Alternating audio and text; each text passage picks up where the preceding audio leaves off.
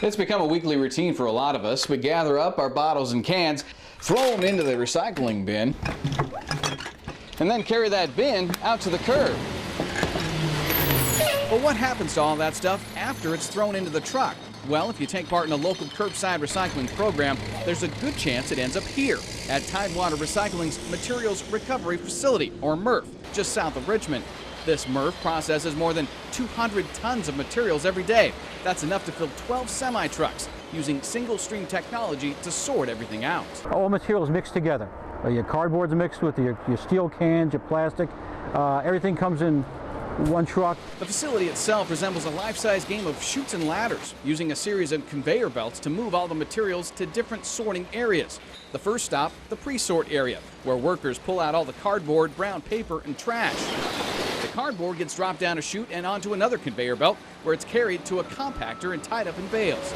Meanwhile, the rest of the material moves onto a series of screens, where the newspaper is separated and carried away, while heavier items like cans, plastic bottles, and glass are dropped onto another conveyor belt and carried to a separate sorting area. That's where another screen separates out the plastics and cans, while the glass falls to the bottom and breaks into shards, which are carried to an area outside the building. The remaining material, milk jugs, soda bottles, detergent bottles, are then hand sorted manually. Then Mr. Science gets involved. They use what's called an eddy current roller, which contains a rare earth magnet inside. Now the roller creates a charge in non-ferrous metals like aluminum, which makes the cans literally jump off the conveyor belt and into a bin. It just jumps off, yeah. So where does all the stuff go after it's sorted out here?